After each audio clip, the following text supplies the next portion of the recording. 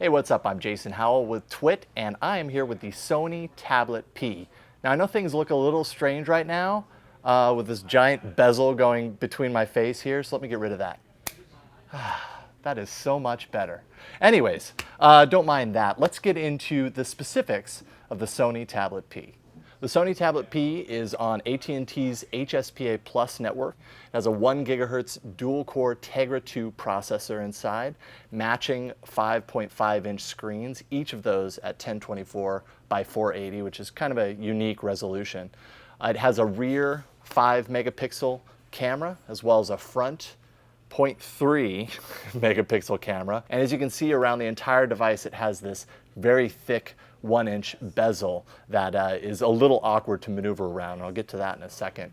It has one single mono speaker on the left-hand side, and on the right-hand side here you have a micro USB port, a volume rocker, and then of course the power. The software running in here is Android 3.2. It's Honeycomb, not Ice Cream Sandwich yet, though the bright side is Sony has said that this will be upgraded to Ice Cream Sandwich sometime soon. Let's take a look at the design of the Sony Tablet P. As you can see, it's very unique. It's a clamshell device, so those of you who are fans of clamshell devices might be at home here.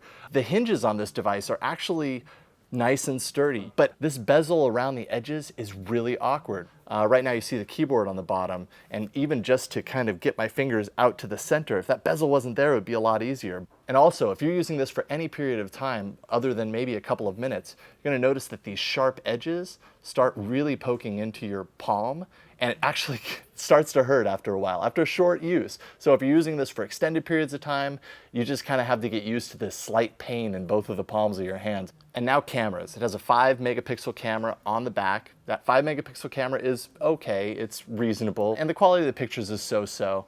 The 0.3 megapixel front-facing camera is kind of a joke. And when you take a look at the pictures, you're hard-pressed to even want to do any sort of video conferencing even with a camera that shabby. Now for the display. As you see, it's the two separate displays, and the images are actually very sharp and black. Considering that the resolution makes everything a lot smaller, things look a little more crisp. But as I said, everything seems really small. What I noticed in continuous use with this device is that the size of the icons and the text is even smaller than it would be on a phone. When you're using a tablet in the way that you use tablets, you're normally using it a little bit further from your face than maybe you are your phone, and everything's just way smaller. A lot of the built-in Google apps have been modified to fit across both of these displays, so it kind of makes it a little bit better, but you can't expect all third-party application developers to do the same. So you end up with really strange artifacts and strange use cases.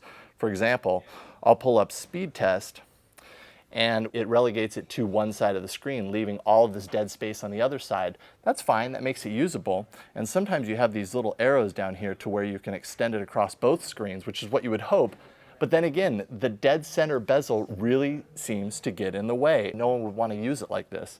To illustrate that further, we'll go into the web browser, which I gotta say the speed on the web browser is pretty good as far as web browsers on Android devices go.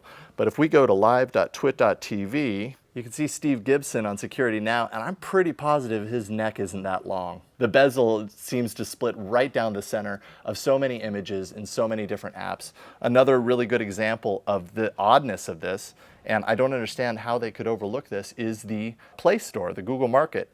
When you go to it, it's a single screen up at the top. The bottom screen is not populated at all, and there is no way to extend it across both screens even if you wanted to. The bright side here is that it's PlayStation certified, and it actually comes with Crash Bandicoot from the PlayStation 1 built into the device, and it's a reasonable experience. You have your PlayStation controls on the bottom, your side controls on the side, and your screen up at the top. All right, now I've told you the skinny about the Sony Tablet P. Let's get into the pros of the device as I see it. Number one, it's extremely compact for a tablet. Its PlayStation certification makes it better than normal for gaming, and the displays are incredibly bright and pretty crisp.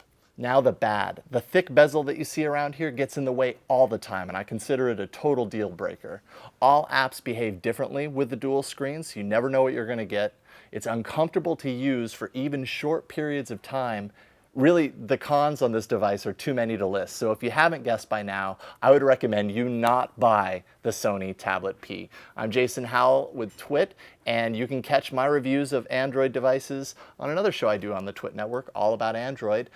Check that out. Otherwise, thank you for watching my review of the Sony Tablet P.